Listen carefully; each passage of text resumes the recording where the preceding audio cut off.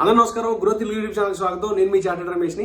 ఇవాళ మనం డిస్కస్ చేయబోయేది ఏంటంటే, చాలా మందికి డబ్బులు ఇన్వెస్ట్ చేయడం చాలా అవసరం, మంచిది, ఒక మంచి లక్షణం అని తెలుసు.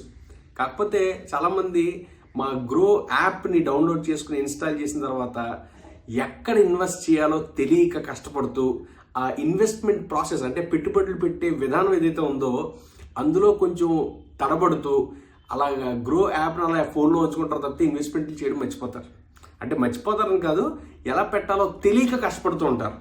సో ఇవాళ నేను చేయబోయేది ఏంటంటే, ఈక్విటీలోనూ ఇన్వెస్ట్ చేయొచ్చు, లేకపోతే మ్యూచువల్ ఫండ్స్లోనూ ఇన్వెస్ట్ చేయొచ్చు. ఇవాళ నేను చెప్పబోయేది పూర్తిగా ఒక మ్యూచువల్ ఫండ్ని మనం ఎట్లా ఎంపిక చేసుకోవాలి అన్న దాని గురించి విశ్లేషిద్దామని చెప్పి ఈ వీడియో చేస్తున్నాను.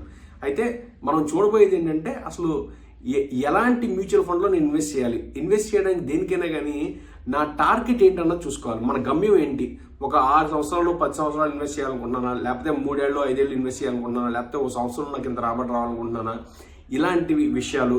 అలాగే దాన్ని బేస్ చేసుకుని ఎలాంటి మ్యూచువల్ ఫండ్లో నేను డబ్బులు పెట్టాలి, సో దాని నుంచి ఉండే రిస్క్ ఏంటి, దానివల్ల వచ్చే రిటర్న్ ఏంటి, ఇవన్నిటి గురించి పూర్తిగా విశ్లేషిద్దామని చెప్పి ఈ వీడియో చేస్తున్నానండి. అందుకంటే ముందర ఒకవేళ మీరు కనుక మా ఈ గ్రోత్ తెలుగు యూట్యూబ్ ఛానల్ ఇంకా సబ్స్క్రైబ్ చేయకపోతే వెంటనే సబ్స్క్రైబ్ చేసుకోండి. ఎన్నో ఇలా పనికొచ్చే కంటెంట్ మాత్రం మీకు తీసుకొస్తూ ఉంటాం మేము.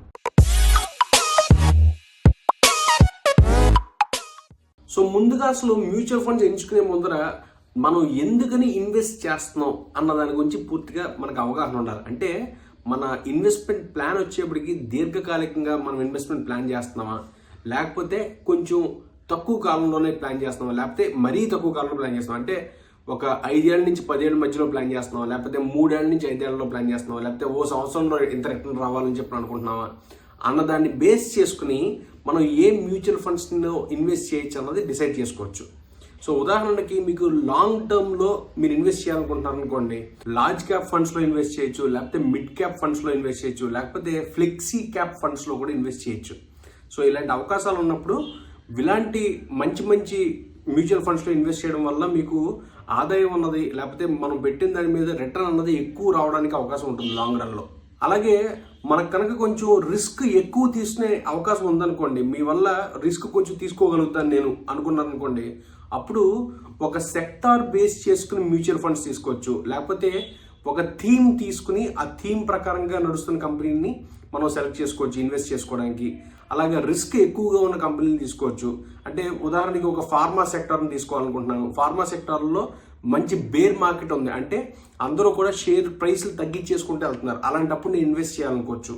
లేకపోతే వేరే ఇన్వెస్ట్మెంట్ నేను డబ్బులు పెట్టడానికి నా దగ్గర డబ్బులు ఎక్కువ ఉన్నాయి ఇప్పుడు ప్రస్తుతానికి, అలాంటప్పుడు నేను ఇన్వెస్ట్ చేయడానికి అవకాశం ఉంది. సో ఇంకొక మంచి సెక్టార్ చూసి నేను ఇన్వెస్ట్ చేయడం, ఇలాగా మనం లాంగ్ టర్మ్లో ప్లాన్ చేసుకోవచ్చండి బాగా. ఇకపోతే రెండో విధానం ఏంటంటే కనుక, నాకు లాంగ్ టర్మ్ కాదండి మీడియం టర్మ్ గోల్స్ ఉన్నాయి. అంటే ఓ 2 ఏళ్ల నుంచి 6 ఏళ్లలోగా నేను ఇన్వెస్ట్ చేసి డబ్బులు మళ్ళీ విత్డ్రా చేస్తా, నాకు ఈ 2 ఏళ్ల నుంచి 6 ఏళ్ల మధ్యలో ఎంత రిటర్న్ వస్తుంది అన్నది తెలుసుకోవాలనుకుంటున్నాను అనుకున్నప్పుడు, మరి లాంగ్ టర్మ్ దీర్ఘకాలికంగా ఫ్లెక్సీ క్యాప్ ఫండ్స్లోనూ ఈక్విటీ ఫండ్స్లో పెట్టకుండా ఒక కాంబినేషన్ ఆఫ్ ఫండ్స్లో మనం ప్లాన్ చేసుకోవచ్చు. ఆ కాంబినేషన్ని ఏమంటారంటే కనుక హైబ్రిడ్ ఫండ్స్ అని అంటాం అనమాట. ఈ హైబ్రిడ్ ఫండ్స్లో ఏమవుతుందంటే ఈక్విటీ షేర్స్లోనూ ఆ మ్యూచువల్ ఫండ్స్ ఇన్వెస్ట్ చేస్తాయి, అలాగే బాండ్ మార్కెట్లో కూడా ఇన్వెస్ట్ చేస్తాయి. ఇప్పుడు బాండ్ మార్కెట్ అన్నది చాలా సేఫ్ మార్కెట్ అన్న అందరికీ తెలిసిందే. ఈక్విటీ మార్కెట్ ఇంకో పక్కన చూస్తే కొంచెం రిస్కీ మార్కెట్. ఈ రెండింటిని బ్యాలెన్స్ చేసుకుంటూ ఒక మంచి రిటర్న్ ఇచ్చే ఒక మ్యూచువల్ ఫండ్ని సెలెక్ట్ చేసుకున్నాం అనుకోండి, దాన్నే హైబ్రిడ్ మ్యూచువల్ ఫండ్స్ అని అంటాం. సో ఇలాంటి హైబ్రిడ్ మ్యూచువల్ ఫండ్స్లో మీకు మంచి మంచి స్టాక్స్ బేస్ చేసుకున్న మ్యూచువల్ ఫండ్స్, అంటే ఒక పర్టికులర్ సెక్టార్ బేస్ చేసిన మ్యూచువల్ ఫండ్స్, లేకపోతే ఒక ఇండస్ట్రీ బేస్ చేసిన ఒక మ్యూచువల్ ఫండ్ అన్నది కూడా మనకి అవైలబుల్గా ఉన్నాయి. ఈ హైబ్రిడ్ మ్యూచువల్ ఫండ్సే కాదండి, ఇంకొక రకమైన కేటగిరీ కూడా ఉంది, మల్టిపుల్ అసెట్స్ బేస్డ్ ఫండ్స్ కూడా ఉన్నాయి. అంటే ఈక్విటీ ఇన్స్ట్రుమెంట్స్లోనూ డబ్బులు పెడతారు, అలాగే డెట్ ఫండ్స్లో డబ్బులు పెడతారు, అలాగే గోల్డ్ ఫండ్స్లో కూడా డబ్బులు పెడతారు అనమాట. ఇలా రకరకాల ప్యాటర్న్స్లో ఇన్వెస్ట్మెంట్ పెట్టడం వల్ల మన రిస్క్ అనేది ఏ ఒక్క పర్టికులర్ ఇన్వెస్ట్ మీద ఉండదండి. సో ఇవన్నీ కూడా పూర్తిగా డైవర్సిఫై అయిపోవడం వల్ల మన రిస్క్ తగ్గుతుంది ఇక్కడ. సో ఇలాంటి మ్యూచువల్ ఫండ్స్లో కూడా మనం ఇన్వెస్ట్ చేసుకోవచ్చు ఒకవేళ మనకు కనుక మిడ్ టర్మ్ గోల్స్ ఉంటాయి కనుక. ఇకపోతే షార్ట్ టర్మ్ గోల్స్ ఉన్నాయనుకోండి, అంటే నేను ఓ సంవత్సరం నుంచి 2 సంవత్సరాల నుంచి డబ్బులు పెట్టను, ఆ లోపుగా నాకు రిటర్న్ రావాలనుకున్నాం అనుకోండి, బెస్ట్ మార్కెట్ ఏంటంటే బాండ్ మార్కెట్, లేకపోతే డెట్ మార్కెట్ అని అంటాం. ఎందుకంటే డెట్స్లో కూడా ఎప్పుడు కూడా మీకు ఒక స్టాండర్డ్ రిటర్న్ ఉంటుంది, మామూలు ఫిక్స్డ్ డిపాజిట్ మీద రిటర్న్ కంటే కూడా కొంచెం ఎక్కువే ఉంటుంది. సో ఇలాంటి పరిస్థితుల్లో అలాంటి డెట్ ఫండ్స్ని బేస్ చేసుకుని మనం ఇన్వెస్ట్ చేసుకోవడం ఎక్కడెక్కడ దొరుకుతాయని చూస్తే కనుక ప్రతి బ్యాంక్లోను, పబ్లిక్ సెక్టర్ అండర్టేకింగ్లోను అన్నింటిలో కూడా ఈ డెట్ ఫండ్స్ అనేవి ఉన్నాయి. వాటిల్లో ఇన్వెస్ట్ చేసుకోవడం మంచిది ఎప్పుడు కూడా. సో వన్స్ మీరు లాంగ్ టర్మ్లో ఇన్వెస్ట్ చేయాలనుకుంటున్నారా, మిడ్ టర్మ్లో ఇన్వెస్ట్ చేయాలనుకుంటున్నారా, షార్ట్ టర్మ్లో ఇన్వెస్ట్ చేయాలనుకుంటున్నారో తెలిసిన తర్వాత మీరు పెట్టే ఇన్వెస్ట్మెంట్ ఏదైతే ఉందో దాని మీద మీకు రాబడి ఎంత వస్తుంది అన్నది చూసుకోవాలి. ఏ మ్యూచువల్ ఫండ్లో ఎంత రాబడి వస్తుంది అన్నది నేను ఎట్లాగా క్యాలిక్యులేట్ చేస్తాను అన్నది చూసాను అనుకోండి. బెస్ట్ థింగ్ మన వాళ్ళు అందరూ చేసేది ఏంటంటే గత 6 నెలలుగా ఉన్న మ్యూచువల్ ఫండ్స్లో ఏది ఎక్కువ రిటర్న్ ఇస్తుందన్నది చూసుకుంటారు. అది చూసుకుని దాన్ని బట్టి మంచి రిటర్న్ ఏది ఇస్తుందో చూసుకుని దాంట్లో ఇన్వెస్ట్ చేసేదని చేస్తారు మన వాళ్ళు. కాకపోతే ఇందులో ఒక ఇష్యూ ఏంటంటే గత 6 నెలల్లో బాగా పనిచేసిన మ్యూచువల్ ఫండ్, బాగా రిటర్న్స్ ఇచ్చిన మ్యూచువల్ ఫండ్ ఖచ్చితంగా ఇప్పుడు ఇస్తుందన్న గ్యారంటీ లేదు.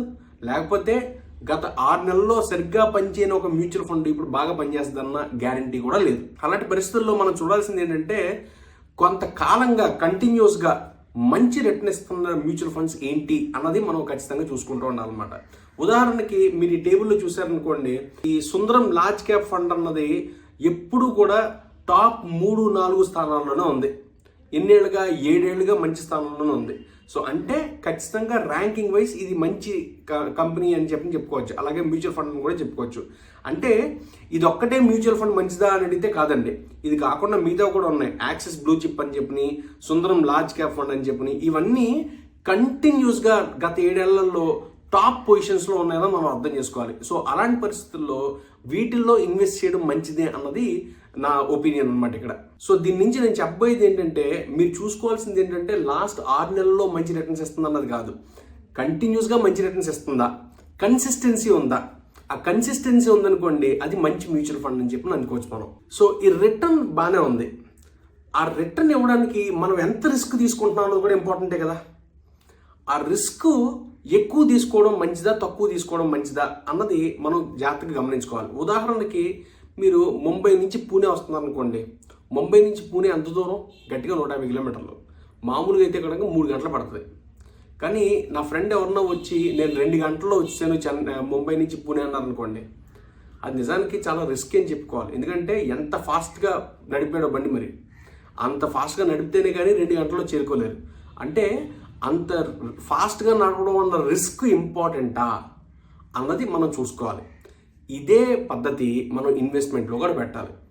ఒక ఇన్వెస్ట్మెంట్ పెడితే 70% రిటర్న్ వస్తుంది, 60% రిటర్న్ వస్తుంది అని చెప్తారు కొంతమంది. నిజంగా అంత ఫాస్ట్ గ్రోయింగ్ ఇన్వెస్ట్మెంట్ నాకు అవసరమా, కన్సిస్టెన్సీ ఉందా బిజినెస్లో, ఇవన్నీ చూసుకోకుండా ఇన్వెస్ట్ చేయడం మంచిది కాదు. సో రిటర్న్ ఇచ్చేది 20% ఇచ్చినా కానీ కన్సిస్టెంట్గా 10 ఏళ్ళు ఇచ్చింది అనుకోండి, అది మంచిది అంటాను నేను. ఓ సంవత్సరం 100% రిటర్న్స్ ఇచ్చి ఇంకోసారి 0 రిటర్న్ ఇచ్చి ఇంకోసారి కంపెనీ లాస్లోకి వెళ్ళిపోయి ఇలా ఉండడం కంటే కూడా కాన్స్టెంట్గా ఒక మంచి రిటర్న్ ఇవ్వడం అన్నది ఒక మంచి కంపెనీ యొక్క లక్షణం అని చెప్పుకుంటాను. లేకపోతే ఒక మంచి ఇన్వెస్ట్మెంట్ యొక్క లక్షణం అని చెప్తాను నేనైతే. సో ఈ మ్యూచువల్ ఫండ్స్లో రిస్క్ని ఎట్లా మెజర్ చేస్తారు అన్న చూస్తే కనుక స్టాండర్డ్ డీవియేషన్ అని చెప్పి ఒక పద్ధతి ఉందండి. ఆ స్టాండర్డ్ డీవియేషన్ అన్నది మనకి రిస్క్ ఎంత తీసుకుంటున్నావు అన్నది మనకి ఎక్స్ప్లెనేషన్ ఇస్తుంది అనమాట.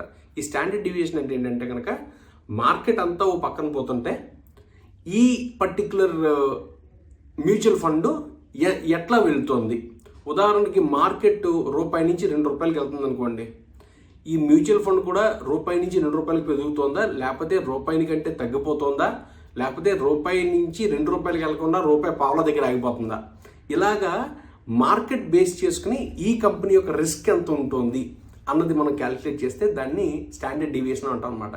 ఈ స్టాండర్డ్ డీవియేషన్ క్యాలిక్యులేట్ చేయడానికి ముఖ్యంగా మ్యూచువల్ ఫండ్స్లో మనం చూడాల్సింది ఏంటంటే ఒకటి మార్కెట్ రిస్క్, రెండోది వచ్చేప్పటికి ఈ ఫండ్ మేనేజర్ రిస్క్ అనేది ఉంటుంది. ఈ రెండింటిని చూసుకుని మనం ఈ స్టాండర్డ్ డీవియేషన్ అనేది క్యాలిక్యులేట్ చేస్తాం అనమాట. ఉదాహరణకి మీరు కనుక ఈ స్క్రీన్ మీద కనిపిస్తున్న 4 ఫండ్స్ చూసారనుకోండి, ఏ బ్లూ చిప్ ఫండ్ అని చెప్పిన CDN 4 మ్యూచువల్ ఫండ్స్ ఉన్నాయి. ఈ ఫండ్స్ యొక్క స్టాండర్డ్ డీవియేషన్ చూస్తే ఒకటి 19.15, రెండోది 19.95, మూడో దానికి 22.69, అలాగే నాలుగో దానికి 22.74. దేనికైతే తక్కువ స్టాండర్డ్ డీవియేషన్ ఉంటుందో అవి మంచి కంపెనీ అని చెప్పి అర్థం అనమాట. ఇప్పుడు ఈ స్క్రీన్ మీద చూసిన దాన్ని బట్టి మనకు అర్థం అవుతుందంటే ఏకి సికి ఈ రిస్క్ అన్నది కొంచెం తక్కువ ఉంది అన్నది మనకు అర్థమవుతుంది. అలాగే ఇంకో 2 రేషియోలు చాలా ఇంపార్టెంట్గా చూసుకోవాలండి. ఒకటి షార్ప్ రేషియో అని అంటాం, ఇంకొకటి వచ్చేప్పటికి ఆల్ఫా అని అంటాం అనమాట. ఈ 2 కూడా మంచి ఇన్వెస్ట్మెంట్ పెట్టచ్చా పెట్టకూడదు అన్న దాని గురించి మనకి మంచి అవగాహన ఇచ్చే 2 మంచి రేషియోస్ అన్నమాట ఇవి. ఈ షార్ప్ రేషియో అన్నది ఏం ఎక్స్ప్లెయిన్ చేస్తుంది అంటే కనుక మార్కెట్లో ఎంత రిటర్న్ ఇస్తుంది, ఈ particular mutual fund market return కంటే ఎక్కువ ఎంత ఇచ్చింది అన్న దాని గురించి ఎక్స్ప్లెయిన్ చేయడం ఈ షార్ప్ రేషియో యొక్క పని అనమాట. సో ఇప్పుడు మనకి స్క్రీన్ మీద చూస్తున్న దాంట్లో చూస్తే కనుక మొదటి దానికి రెండో దానికి వచ్చేప్పటికి 0.78 ఉంది, రెండో దానికి వచ్చేప్పుడు 0.83 ఉంది, మిగతా రెండింటికి 0.44 0.52 ఉందండి. అంటే దీన్ని బట్టి మీరు అర్థం చేసుకోవాల్సింది ఏంటంటే మొదటి 2 మ్యూచువల్ ఫండ్స్ యొక్క ఈ షార్ప్ రేషియో అనేది ఎక్కువ ఉంది. సో ఖచ్చితంగా మిగతా రెండింటితో కంపేర్ చేస్తే ఈ 2 ఎక్కువగా సెలెక్ట్ చేసుకుంటారు చాలామంది.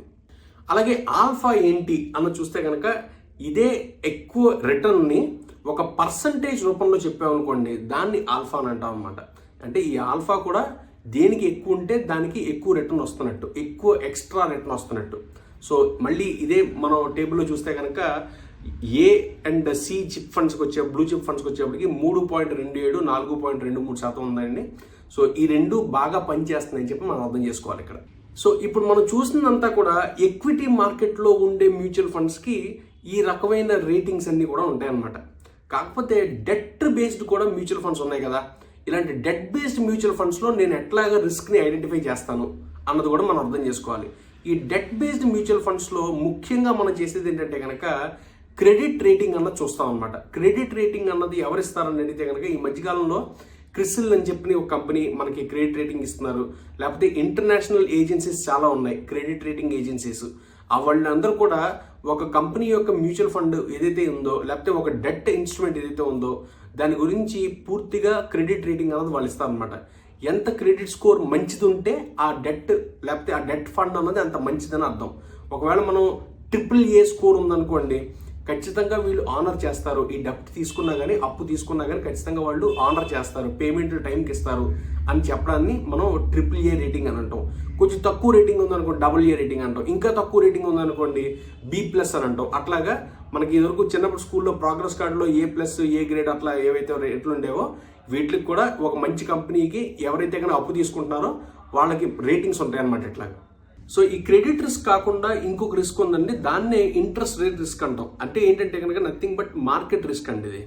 అంటే నాకు వచ్చే ఇంట్రెస్ట్ ఏదైతే ఉందో అది ఎంత కాలంలో నాకు అంత ఇంట్రెస్ట్ వస్తుంది అన్నది క్యాలిక్యులేట్ చేస్తాం అనమాట. అది దేని బేస్ చేసి క్యాలిక్యులేట్ చేస్తామంటే మాడిఫైడ్ డ్యూరేషన్ అన్నది ఒక కాన్సెప్ట్ ఉందండి. ఆ మాడిఫైడ్ డ్యూరేషన్ బేస్ చేసుకుని నాకు ఎంత రిటర్న్ వస్తుంది అన్నది నేను క్యాలిక్యులేట్ చేస్తాను. అది ఎక్కువ ఉంటే మనకి తక్కువ రిటర్న్ వస్తున్నట్టు, అంటే మాడిఫైడ్ డ్యూరేషన్ ఎక్కువ ఉంటే కనుక మనకు తక్కువ రిటర్న్ వస్తున్నట్టు, ఒకవేళ మాడిఫైడ్ డ్యూరేషన్ తక్కువ ఉందనుకోండి మంచి రిటర్న్ వస్తున్నట్టు. సో ఇలాగ మనం రిస్క్ని అలాగే ఇంట్రెస్ట్ రేట్ రిస్క్ని కూడా క్యాలిక్యులేట్ చేసుకుని చూసుకోవాలి ఇప్పుడు కూడా. ఇకపోతే మిగతా ఫ్యాక్టర్స్ మనం ఏమేమి కన్సిడర్ చేయాలి ఒక ఇన్వెస్ట్మెంట్ మ్యూచువల్ ఫండ్లో పెడుతున్నప్పుడు అన్న చూస్తే కనుక ముఖ్యంగా ఎక్స్పెన్స్ రేషియో గురించి చాలామంది చెప్తూ ఉంటారు. ఖచ్చితంగా మనం ఎక్స్పెన్స్ రేషియో గురించి చూసుకోవాలి. అంతేకాకుండా ఫండ్ సైజ్ కూడా చూసుకోవాలండి. ఎక్స్పెన్స్ రేషియో ఎందుకు ఇంపార్టెంట్ అంటే కనుక ఈ ఎక్స్పెన్స్ రేషియో ఎంత తక్కువ ఉంటే అంత మనకి రిటర్న్స్ ఎక్కువ వస్తాయి. రెండోది ఫండ్ సైజు పెరిగే కొద్దీ ఎక్స్పెన్స్ అనేది బాగా తగ్గిపోతూ ఉంటుంది, అంటే రేషియో అనేది తగ్గిపోతూ ఉంటుంది. ఎందుకంటే ఒక ఉదాహరణకి ఒక ఫండ్ మేనేజర్కి ₹1,00,00,000 ఇవ్వాలనుకోండి ఒక ఫండ్ అడ్మినిస్ట్రేషన్ చేస్తున్నందుకు. ఆ ఫండ్ యొక్క సైజు కనుక 1,000 కోట్లు ఉందనుకోండి ₹1,00,00,000 ఇవ్వడం కష్టంగా ఉండదు. అదే 100 కోట్లు మాత్రమే ఉన్న ఫండ్లో ₹1,00,00,000 అడ్మినిస్ట్రేటర్కి ఇవ్వాలంటే కొంచెం కష్టంగానే ఉంటుంది కదా. సో అందుకని చెప్పి ఫండ్ సైజ్ పెరిగే కొద్దీ ఎక్స్పెన్స్ రేషియో అనేది బాగా తక్కువైపోతూ ఉంటుంది, అప్పుడు మనకే లాభం ఎక్కువగా ఉంటుంది అందులో.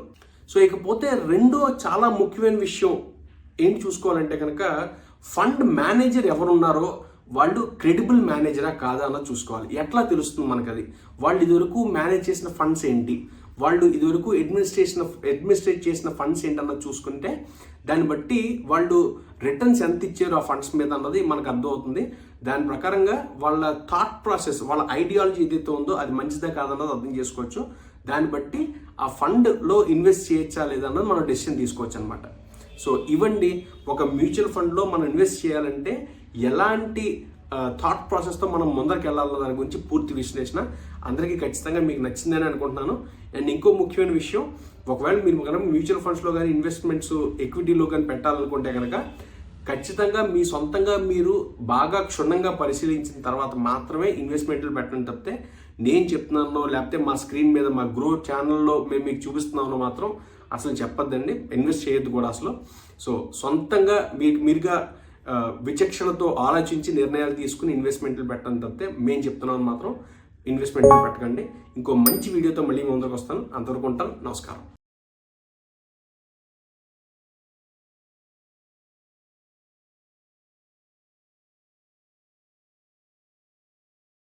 Investment in securities market are subject to market risks. Read all the related documents carefully before investing. Please read the risk disclosure documents carefully before investing in equity shares, derivatives, mutual fund, and or other instruments traded on the stock exchanges.